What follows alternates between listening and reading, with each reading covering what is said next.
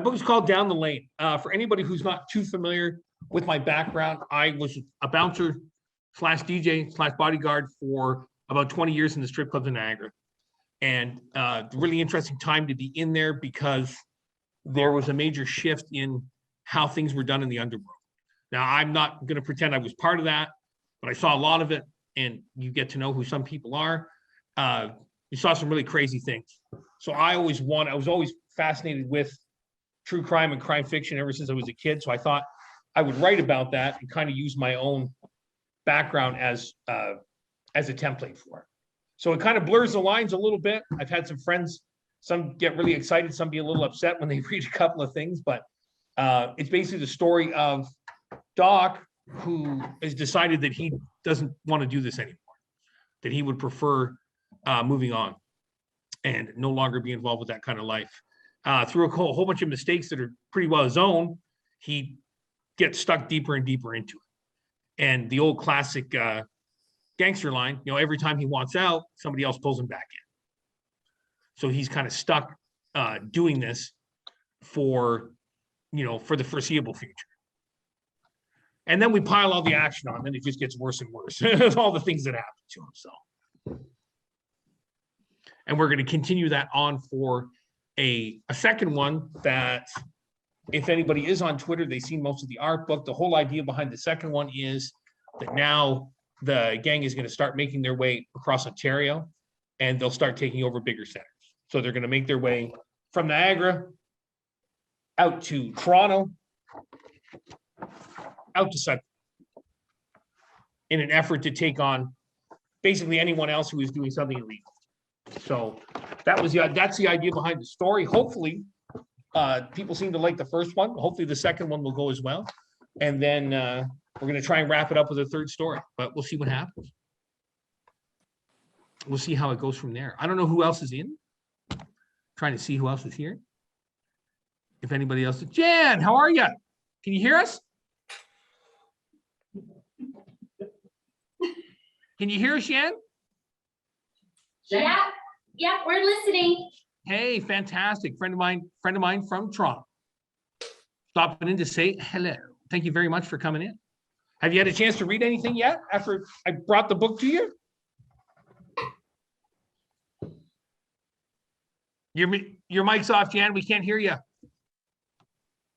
Oh, sorry about that. Yeah. It's okay. I've read a bit of it. I am so sorry. Just I haven't finished it yet. A lot of courses I'm doing right now, but I'm very interested to read it, and hopefully your follow-up book very soon. Great. Thank you. Thank you so much for showing up. We're trying to give everybody some fair time here. I'm trying to hit everybody who is coming in. Hello, Maggie 71. Armagia. Dick, for your question, I do speak French. I went to École Saint-Antoine from JK until grade 8. I took it all the way through university, and now I haven't taught it for the last 2 years because it hasn't been required. But the high school that I'm at, I have taught grade 9 and grade 10 French. So when you go through the book, there are a couple things that come up that pop up in French. Hello, Jessica. She can't hear us either. They've muted her mic. That's okay. She'll pop on in a second. Just trying to acknowledge that she's here. But yes, I am French. My mother was French from Gaspé. The family is all primarily from Kapuskasing, but she was born in Gaspé. And then my father was originally born in Scotland. He obviously understood no French. And he thought it was a great idea when we were younger that we go to a bilingual school. It was back, when all the separatist movement was still big, when the FLQ was hitting. So it was all there. Is there a publication date for 2? Again, with COVID, with a couple of issues that came up, we're trying to do it by the end of the year. It's just like for Kathleen, for Virginia, for some of the people that are familiar with my work that I've talked to before, things were held off, and it just seems to be the world of indie publishing. I wasn't satisfied with the way a lot of things were done. So I'm trying to make sure that is done a little bit better, for lack of a better term. And the problem with that is you seem to have to do one of two things. You have to micromanage every single thing, and no matter how good you are, you're still going to miss things. or you have to pay somebody else a lot of money to do it for you. And hopefully by the end of the year, like I said, I've got a great response from the people who have read it and great reviews. It's, again, like Kathleen put up a fantastic review if anybody wants to go to Amazon and see it. But we're hoping, I want to try and do this by the end of the year. It's about 95% done. I think you and I talked about this, Kathleen, when we were DMing back a couple of months ago there. I have a middle part that I find that doesn't work. So I don't know if I should just kick it out, or if I should go forward with what I have. And we were just, I can't remember her real name. I can only remember people by their Twitter handles. Someone that we talk with all the time, someone that comes up, Arbidi. You know who she was if I pulled her name up. Oh, it's escaping me at the moment. I'm sorry. No, that's all right. But as an example, we were just talking about this today, and what about the editing and all that. And I put up something last night saying, no one ever wants their work edited. If you can give me clear reason why, I think like most writers, if you can give me clear reason why it is important to take it out, then I'll take it out. But like most writers, I'll fight you to the death saying, no, that should be coming. Right. Do you ever use beta readers to help you smooth along those questionable areas? I hate to sound really arrogant about this. For the first book, I knew exactly the story I wanted to tell. Everybody thinks this came out of nowhere and I just kind of threw this together. I've been writing notes and things down for like 15 years, right? So it didn't come out of nowhere. It was a story that I had. But I don't know. I mean, I don't know what the thinking is with that. Like, have you used them for some of yours? I do.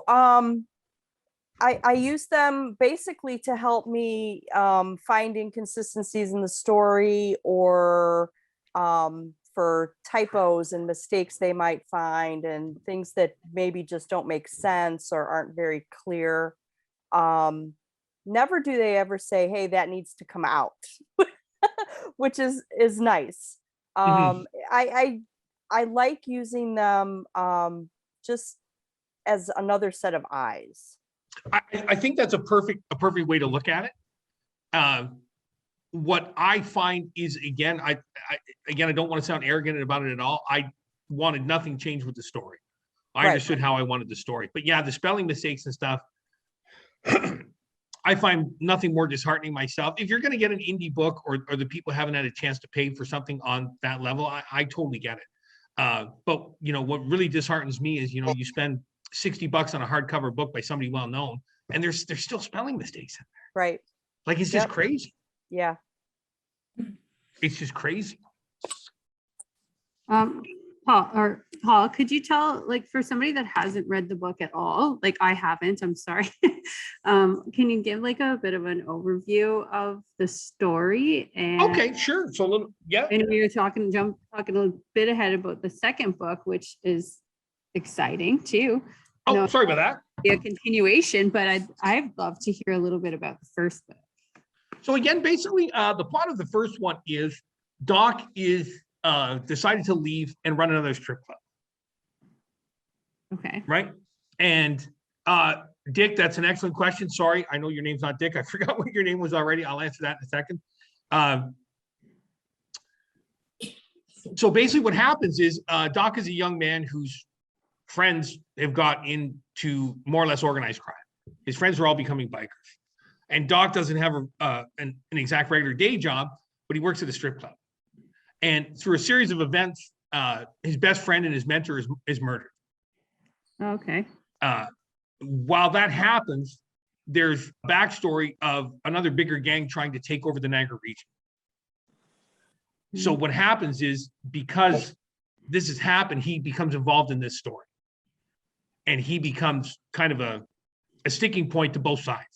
For the side that doesn't want to give up Niagara Falls, and for the side that is trying to take over Niagara Falls. So unfortunately, through his stupidity, I guess is how we can say it, he involves himself in a lot of things that he didn't need to involve himself in. And that's basically what drives the action of the book, is that for anybody who's not familiar with this lifestyle, or anybody who's not familiar with the clubs and stuff, it's exactly that. It's a lifestyle. It's not a job.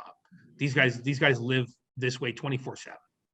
And they're always doing these things, and they're always trying to make a buck, and they're always trying to basically rip everybody else off. And it's very hard to be able to do that and be a pretty decent person. And I had this own little crisis in myself. Years later, I lasted a lot longer than Doc did, but you just have to wake up one day and realize that making all that money is not, doesn't make you happy. I probably made, without exaggeration, almost 3 times what I'm making now, starting all over again being a teacher, because I'm at a private school. And to answer the question that was just up there earlier about what I got fired at doing both, now probably, yeah, working at a strip club and teaching, but I did teach at Brock and I did work at a strip club at the same time. And nobody found out. But that was 2004. So that was the basis of that part of the book, was that I did do both. I was trying to find other solutions, and I was trying to find other kinds of work. And what happened was, I can't remember who gave me the offer to go to Brock, but it was like $40 an hour. I'm talking like 15, 16 years ago. And it was only 3 or 4 days. It was only 3 or 4 days a week. And it was probably about 4 hours a day. And I just thought it was a good stepping stone to deciding if I wanted to teach full time. And that's what got me moving. Okay. To answer that question. But yeah, that was it was kind of weird. I was juggling between both, and parking my motorcycle in the parking lot some days and having hair down past my shoulders didn't sit well with some of the other profs. So I had to try and change my image up a little bit. But yeah, I definitely got a couple of looks pulling into work in the morning. Hello, Katie. Hi, how are you? I'm fantastic. How are you? Good. For anyone who has a chance, Katie! I'll pop Katie's stuff up in a moment. Katie Hi. is running an absolute excellent program not quite upstate New York. Where would you say exactly you are? You're definitely in New York. Yeah, pretty close to. Well, I joke and say Canada's like our neighbor. We're in Lewis County, New York. Okay. So we're on the Tug Hill Plateau. If you've heard of us, we get tons of snow. Kate runs or is responsible for the Little Library. Would you like to tell them the proper name for it? Because a Castor Library. Sorry, I couldn't remember for a second. And Yeah. Katie and I became acquainted. She sent me a message about sending her a copy of Down the Lane, which I finally get around to doing after I was the one who tried to organize everything. And a few of us went on to Twitter and some other sites like this and said, can anybody send Katie a book? And luckily it went so well that she's actually, I don't know if you've changed it from now, Katie, but you were slowing things down because you were getting so many books. Yeah. So it's the Casterland Little Library. So that's the village I live in. Sorry if I'm kind of looking different ways. I'm trying to let my puppy in and she's taking forever. Okay. But yeah, so we're a little village in Lewis County, New York, and we don't have a library. It takes probably 10 to 15 minutes to get to like a local library. So it's just something I kind of wanted to start for our village, and I also really like books. So Paul, I think Kathleen, you're on, and so many other. Hi, Katie. Hi. And so many other authors like wanting to, help out, get the word out there, donating. It's just kind of like spread it from there, and it was like, it's been great. Yeah, we slowed down with donations, which we just had so many books, which is a good problem to have. We even got donations from a couple of public libraries. But yeah, it's just been great. I got the one little cabinet for the little library that you probably see maybe in your local areas. And then like we had so many books, like maybe 2 weeks ago got another cabinet. So it's been pretty cool. I could not have been happier to help you. It was a great idea for you to come up with. It's a fantastic idea all the way around. You and I have had this conversation before, told other people. In Niagara Falls, my grandparents literally lived behind the library. The back parking lot for the local library, their house was right there. So That's so cool. excuse me, I grew up in that library. I grew up being there all the time. Thank you so much, Jess. I tried to say hi earlier, but I didn't know if you could hear me or not. But hopefully I run into you later this evening at our little bash afterwards or after that. I really hope so. But yeah, no, Katie, fantastic. Hopefully we can start up all over again sometime soon, or we can try and do what you were suggesting. I think the last time we had spoke, you were talking about making it like themed books, like more holidays or books for kids. And if they can send that stuff, that's awesome too. Yeah, that definitely sounds good. I appreciate all the help. No, the writing community's it's been great. Oh, now my puppy wants to come in. That's okay. You go right ahead. I wanted to say hi. I forget your name again. I'm going to get your question in a second. I wanted to say hello to Amanda because I'm not sure who Amanda is. Amanda can't hear us. She doesn't have her mic on. That's okay. Dick, your question, why did it take so long to do my studies? The same for Ian, the same reason in real life. Yeah, I was having a lot of fun. Again, it's a lifestyle that people get sucked into.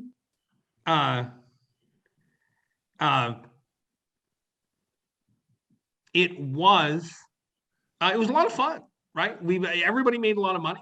I didn't have to get up until noon. An average day, honestly, was, you get up, go to the gym, do a couple things, go to work. The bad side of it was, there's a lot of fighting and stuff because that was my job, and there's a lot of crazy stuff that went on. But it wasn't, I'd say 6 out of 7 nights, it wasn't that hard work. And guys get sucked into that lifestyle. And I just, I woke up one day and I was 39. I was about to turn 40, and I said, I can't do this anymore. I can't.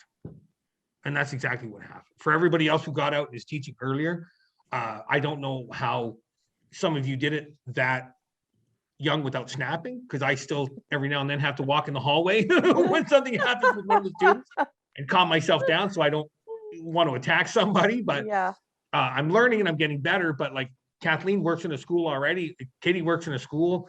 Some other people here. Virginia has young children. She's dealing with the school system. Again, I don't know how some of you do it without losing yourself, without just going crazy. Well, I left the school system 4 years ago. So that's not that long ago. You know what I mean? Not that long ago. However, hey, things have changed drastically since I was last there. So a question for the library, if I may. I am not from the area, but it's so exciting that you're doing this author talk. How often do you do them? We do them fairly regularly. We don't have like a specific series or anything like that happening right now. To do pretty much everything via Zoom for the last, far too long. Everybody knows. Yeah. So, but yes, so it's definitely something that we like to do as often as we can, especially with local people. So it's great to get some local talent out and give a platform for them to talk to each other and talk to others in the community. So yeah, so fairly often. That's a wonderful idea. I should talk to my local library, which thankfully is right around the corner from me. You definitely should. You definitely should reach out to the library. Yeah. Awesome. Oh, there's just still so much can be accomplished with the library. Like I said, giving books, giving a little bit of time, donating the stuff anywhere. You know what I mean? I was even happier with this because the other lady from the library, Annie, was the one who reached out to me, not the other way around. Not to complain about anything, I was jumping through hoops trying to get the local library, the one that I grew up in, to acknowledge my book, and they just wouldn't. Maple Leaf Village closed in 1992. The Niagara Casino opened in 96. In the book, Ian and Viking are driving by the site. What year are we looking at? Again, I tried to make it vague. I didn't want to pull the casino into the story until later. So we are talking about, I'm going to say 95, 96. The casino's coming, but we mentioned it a bit when we don't talk about it. I grew up in that area, Fallsview, which was considered Buchanan at the time. My grandparents were on that street for almost 35 years. So probably not now, but up until the casino came, like I could walk through that neighborhood blindfolded. and I could tell you every person that was there. And I actually described a bit of it in the book. So again, wow, 92. I didn't realize it was that long ago. Like a lot of kids, I grew up running through Maple Leaf Village, causing trouble and chasing girls and playing all the video games. It was great. Amanda, I just wanted, are you from Facebook? Are you someone I know from somewhere else? I see your question and you can't hear us, but I just want to acknowledge the fact that you're here. Thank you. And Sabrina as well. I'm not sure who Sabrina is because I don't see a picture. And anyone else who's here who wants to say hi, if you want to maybe pop on the message sign because I can't see it, but that's cool. Hello, Sabrina. Hi, sorry, How are it's you? dark in here. I'm good. How are you doing? I'm fantastic. Oh, hey, now I know who it is. Now I recognize your face. How are you? I am doing fabulous. Great. How are things for you? For me, they're actually pretty good. I'm kind of between classes right now, so. Oh, okay, cool. That's awesome. Yeah. So Awesome. Yeah, I'm just trying to take a listen. I really thank everybody who comes in, and I don't want to cut anybody off and not talk to anybody, but trying to acknowledge every single person. And now it's Amanda Michelle, who is absolutely great with replaying my stuff. And I'm trying to see your face because you're dark haired. That's why I'm not going to lie. I was trying to fake my way through that for a couple of seconds until I saw your Twitter name because you're dark haired in your profile pic. Thank you so much for showing up. That's great. Again, someone else who has been just a tremendous help on Twitter. I can't, for anybody who's popping in here, I'm not sure if Sean and them are still here. And if they are, oh, okay. Hi, sorry. Again, trying to include everybody, trying to keep everybody rolling. To me, people like Amanda are what keep Twitter moving.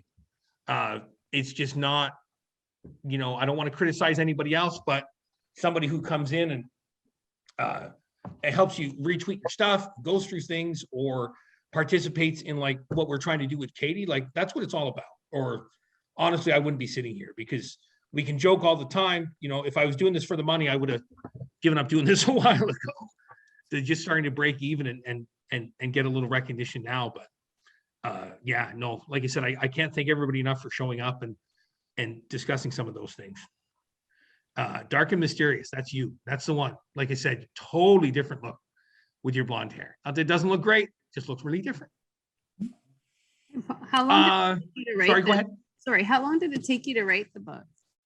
So what I was saying earlier is I was always just one of those guys who I always had a notepad with me when I was a kid. And what happened was when the business started to slow down or I decided that I wanted to leave, it took quite a bit of time to do it. It's something that's going to be discussed in the last book in the series. For anybody who's familiar with Niagara Falls, again, after 9/11 hit, everybody took a hit. It was hard to come across the bridge. And that I've been writing stuff down forever, and actually putting the book together took about 3 months. But again, that's a little dishonest because I've been writing things down forever. That's why when we were having the conversation earlier with Kathleen about beta readers and having somebody go through, I knew exactly what my story was. I didn't want anybody to go back and change it. So again, I don't know if that seems like a short amount of time for people. That seems like a long amount of time for people, but about 3 months to put together, and probably like a good 10, 15 years of just writing stuff down all the time and shoving it in a notebook. So, and we have a Rebecca coming in. Who's Rebecca? We're going to find out in a minute. We're going to find out who Rebecca is. So again, Katie, when you want to start that all again, please, by all means. I slowed down the postings because you said you were slowing it down for a bit. I finally had to send you mine, and then whatever else you want to do from there. Like I said, I'm really happy that so many people were willing to participate. Yeah, no, I'll definitely think about it, especially with the holidays coming. Yeah, definitely, for sure. I honestly was storing like some of the books in my car because you were saying, yeah, bringing books into the house. My boyfriend be like, really, Katie, like we almost would need like our own like mini library in the house. Wow. It's hard because you get so many of them, you know what I mean? And you want to look through them all and you want to see what's there. It's really hard not to. Yeah, I'll definitely keep you all posted. No, you've all been like really great, and it's cool to be part of the writing community, kind of in a different way, but maybe someday I'll write. I've always like, when I was little, I kind of wrote my own stories. So I mean, it could happen. You know what? Seriously, I never thought it would get this far. I never thought I'd be sitting in the library talking to people. So again, no idea. Hello, Rebecca. Hello, how are you? I'm good. How are you? I'm great. Just made it in the door. Are you a local, or do we know each other from Twitter? How did you wind up being here today? No, I'm local. I live in that's great. Welland. I used Thank you to so live much for in your Quad time. Hill. Thank you so much for your time. Oh, no, thank you. I'm really excited. I was just going back to Welland to mention, Shonda, is Paula with you? Yes. Oh, hello, Paula. I finally get to meet you in person later on. Shonda and Paula are friends of mine from Welland who were early, really big supporters of the book, who went out and bought it. So again, I'm just trying to acknowledge everybody who comes in, and anybody who is joining. Rebecca, if you have any questions or anything like that, more than willing to answer anything. And just, again, I'm really happy that everybody has showed up and everybody's participating. So I'm trying to say hello to everybody. I've already spoken to Marla out front. I'm going to donate a second book.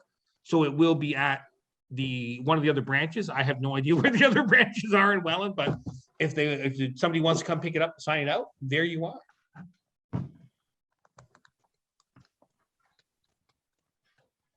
And we have a look. That's okay. Who else is here? Oh, okay. No, that's, like I said, that's awesome. I really thank everybody for coming out. And if there's anything else that anybody wants to mention or ask, now is the time. Did you answer, Paul? I might have missed it. Is the second book written already? And if so, is there a publication date for book 2? You've also mentioned book 3. Do you have like a time frame for all of that to roll out? Or? So what happened was, again, with COVID, with some personal issues, with a whole bunch of other things, we're hoping to finally get the sequel out before the end of the year. Again, what I was mentioning earlier was there's a middle part to the story that I can't figure out if it works or not.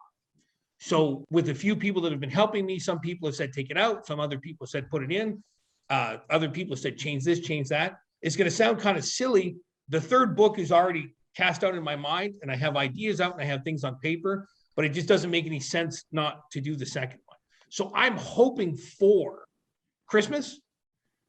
If not, then we're going to aim for the end of January because the school I'm at during the day, the teaching job that I have, the way they figure out their schedule is I'm basically home from December 15th until the end of the first week of February. Oh. So we're hoping we can get all that done. Having said that, I would love to be able to sell a whole bunch of books at Christmas. So. Yeah, of course. Amanda's asking, how long did it take you to get the book off the ground? In terms of like how long did it get to pick up steam, like get moving around, Amanda? I don't. This is Amanda who has the audio issue. I think. Oh, published. So yeah, there we go. This is a really weird story. Again, it seems like not only is my story a little offbeat, everything around it is as well. I was reaching out to different people to try and get this published, and what happened was. I had another local well-known crime author from Hamilton who's now based in New York offered to give me a hand. Unfortunately, I didn't realize what I was getting into, and the book was published under a company without me really understanding what that meant. I thought what this person was doing was going and putting it, just helping me put it out. So again, for anybody out there who is an indie author, anybody who's thinking about going this route, you really have to be careful. Because again, I'm not kidding myself to think, I should be rich by now and not have a day job. But judging by what other authors have told me and what other people have told me, I should have made a fair amount of money from this. So what happened is I broke ties with this person after just continually not being given what I thought I should be given in the terms of publicity and things. And I'm with a small company now in the States called Crossroads Press. Who seem to be doing a much better job and seem to be taking care of it. And again, you know, are there always issues? There are, but I just don't know if that's me just being too demanding or not realizing how the system works. Because again, for anybody who wants to listen, for anybody out there who's wrote a book, I just wrote this and said, here's my book, go do what you want with it. Not realizing that it might actually turn into something. So I don't know, a cautionary tale for other people. I don't want to make it sound like I've been ripped off, I've been abused, but I was misled in how things were being taken care of. That's too bad. You know what, again, I'm not talking millions of dollars because I would have sued. And the problem I find with these small things is they know you're not going to go get a lawyer.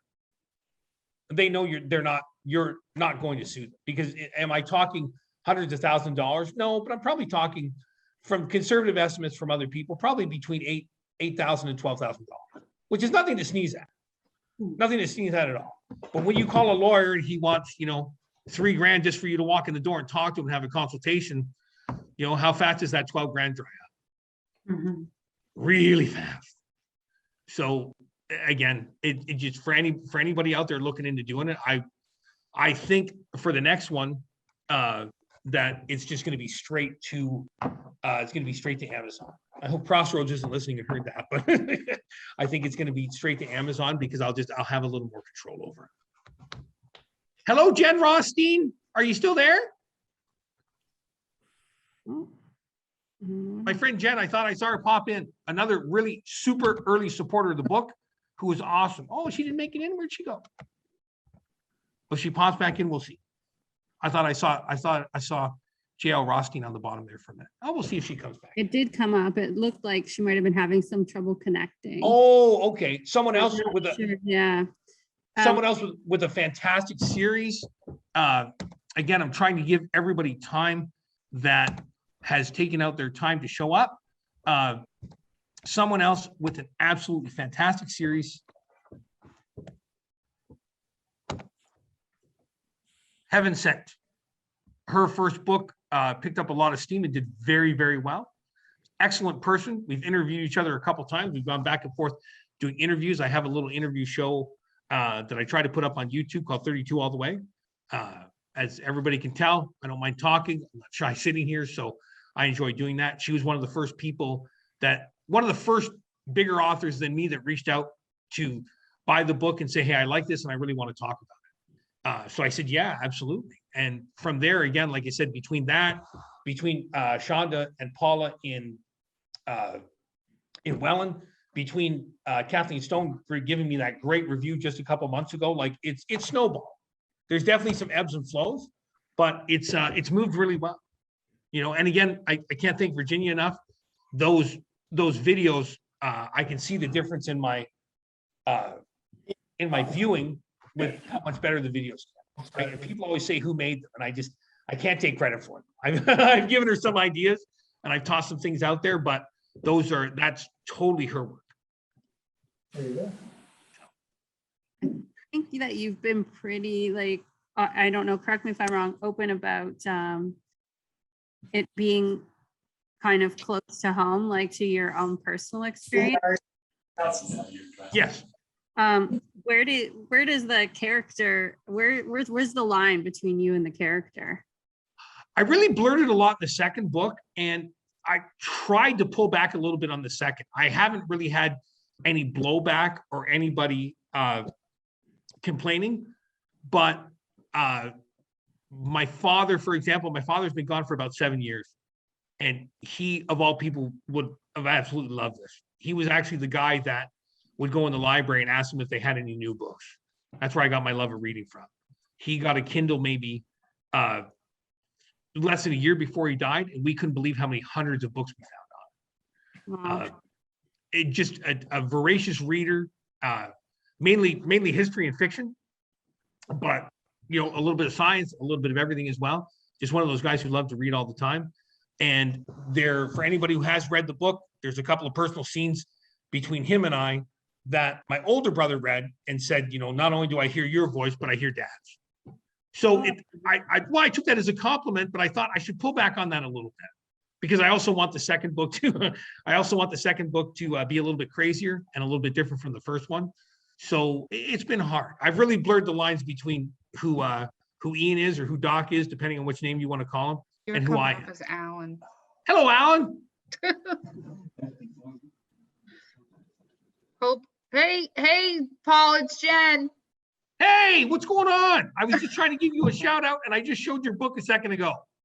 Oh, you're awesome. Just having some computer problems, so I just ran into the other room and stole my husband's laptop. That's great. I was just telling everybody we had a great time going back and forth, interviewing each other and just laughing and making silly jokes, and how you were one of the bigger accounts, or one of the first people, not the first person, but definitely in the top 3 or 4 people on Twitter that I met early on that kind of took down the lane under their wing and gave me a fantastic review that I still splice up and use all the time. How's everything going with the second one? You had a little bit of stuff up on Facebook a little while ago where you were out somewhere. I don't know if that was just you. Yeah, I did Boston Comic-Con, which is Fan Expo. Wow. And it was really wild. That was like my first event. And so it was really crazy to actually be able to go out and actually talk to people face to face. And that sounds really big to start with. Yeah. Well, it was downsized this year because of COVID. So they probably had maybe half as many people as they typically do, but it was still amazing. Wow, that's great. Yeah, I'm gonna run and get my my headphones here, and hopefully I'll get on screen to chat with you guys. I'm so excited to chat with Paul. Sure. Done again, like I said, you can't. If anybody is going to go the independent route, or anybody's looking to do this, there's so many great people out there. I find Facebook a little toxic, a little unfriendly sometimes, where you just get all the naysayers and the people who hate everybody. I don't want to do that. I don't want to be that guy, but I also don't want to put up with it. So I was suggested by another great writer friend of mine named Rhonda Tipton. If anybody else is familiar with her, she's on Twitter under our RLMT. Said move over to Twitter and we'll see what we can do. And it's been a good experience. I don't think anybody who just you want to write the book the old-fashioned way and do things and not take advantage of any of that media. It's just you're cutting yourself off at the knees, so to speak. Even right now with the library, with having Marla moderate this, and me be here and talking to all you guys, it's fantastic. Like I said again, I can't thank everybody enough for showing up. Thank you. Can you talk a little bit about your process, like the writing process? Like what's your kind of, how do you approach it? Maybe if there's anybody here that's thinking about writing a book themselves. Like again, for this, it's again, not to repeat myself, it's largely based on my life, but there was another event that happened early on. When I was about 9 or 10, a family member was murdered in Chippewa. And he was someone who was involved with a motorcycle gang. And I remember him, I was 7, 8 years old. So like, I thought he was a god when I was a kid. He'd pull up at the house and he'd get a motorcycle and all that. So I began researching really early on. I was the kind of kid that was at the library, 10, 11 years old, like writing notes and putting stuff down. So for the actual book, I just sat down and started writing, to be perfectly honest, because I don't think I'm an expert in this area. I don't think I'm a know-it-all, but it's been things that I've been writing down for 30 years. So I don't know if that really answers your question. I'm not trying to avoid it, but I was not somebody who did a lot of research. I knew that. Like, again, the character is based on me. So I pulled back a little bit because I didn't want to make it too personal, but the lifestyle, all that, like this is something that I did for 20 years. Right. And one of the biggest compliments I've had from cops and, guys who are bikers saying, yeah, that's pretty well how it was. So you just sat down and wrote? I just sat down and started writing. Yeah. I mean, again, I don't want to sound all, I just sat down and wrote it. There were things that had to be changed, but that was basically how it came out for me. Nice. And then the editing, and how does like the editing, how did the editing happen? Was that all? Again, still kind of a sore spot. I don't know if anybody can see, I have 2 different versions of the book. The first one was edited horribly, and I don't want to trash the person because without their help, I never would have got a book. But I cannot stress to enough people how important the editing is, and just how it personally enrages me. I'm flipping through. Of course, now I can't find one because I'm doing it. I'm trying to flip through my own book, and you find an error. There's an early part in the book where somebody's name changes twice, right? And it drives me insane when I see it. Someone was paid to edit it, and they did not do a very good job. And for anybody who's got something coming up, for anybody who's got something to work on, I just think the editing and the formatting it is just not as important as the story, but pretty close. I think someone always pay for the time to do it. And again, you get what you pay for. Some guy offers to edit your book for $100. Well, you're going to get $100 worth of editing. So safe to say that expect some bumps along the way. There is. And again, to be perfectly honest, I never thought it would go this far. It rose as high as number 48 on Amazon for a while. Not 48 in like a crime section or mystery or whatever. Like it rose up to number 48. So I can't be happy. If nothing ever happened with the second one, just to get to meet some other people in the area. And again, Jan showed up, Kathleen showed up. I think Jessica took off because she had to go back to work. Virginia, all these people that have helped me out or done things or just became friends with, it's been great. It really has. Nice. Wait, if can you imagine down the road, maybe if it continues to go in that direction, like a movie of the book, and if you can, who would play Doc? Is that a hard question? Can he be dead? Yes. Sure. Yeah. Well.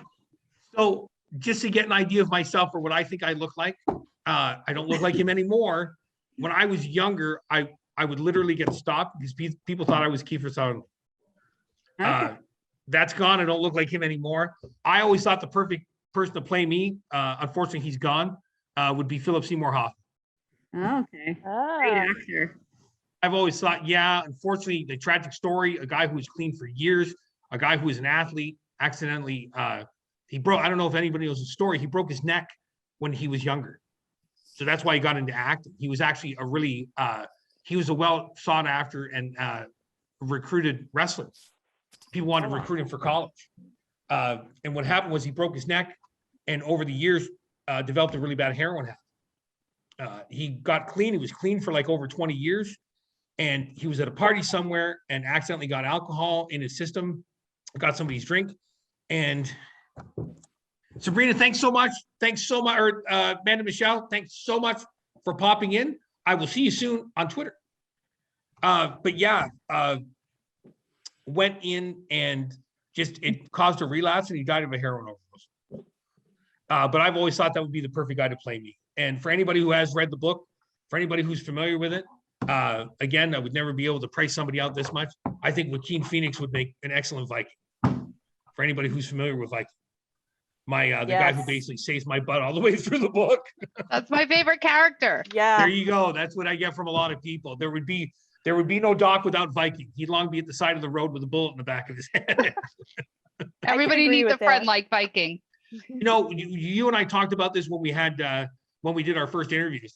Just saying, everybody says they're going to bury a body for you, but Viking would bury a body for you. Paul, Amanda's asking if you've considered it as a script. Yes, I do. I just kind of visualize things, and with the chapters, I want something that maybe it's just the teacher part of me and the English part of me. I want something to be done before we move on to something else. So I personally totally looked at it as a script. For some people, that seems to hurt how they put things together. For me, it helped. I like to envision things. Sorry, when I'm writing them, and I just feel it helps put things together. Okay. Does anybody have any other questions? Hey. Oh, yeah.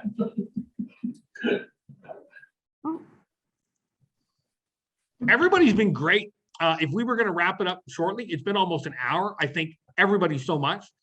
Again, Jan, Kathleen Stone, Maggie, everybody who's chimed in, Jen for showing up, the ladies from Welland. Again, it says Dick. I know your name's not Dick. You keep forgetting what it is. Virginia, anybody that I'm missing. It's been fantastic. There will be a second part of, or there'll be a second book that I'm going to donate tonight. That's going to go to the other Welland Library. Marla has been great putting this all together for me. I want to thank Marla as well.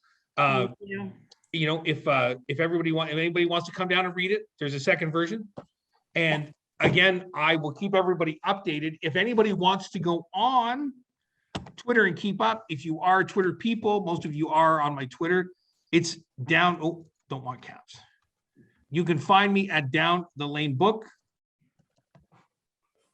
which is my Twitter handle. If you want to go on Facebook, I'm under my real name. I'm under Paul Lafferty, or at the very least, you could always contact the library, and I'd be more than happy to come back, or more than happy to come up and talk again, hopefully with the second and the third one. That'd be great. We'd love that. Thanks, Paul. That would be fantastic. You guys, thanks so much. Again, Kathleen, Jan. Thank you. Maggie, Rebecca, Virginia, Dick. Who am I missing? Jen. Thank you, Paul. Shonda, Katie, Shonda, and Paula, everybody. Again, thanks so much. You guys made this so worth my while.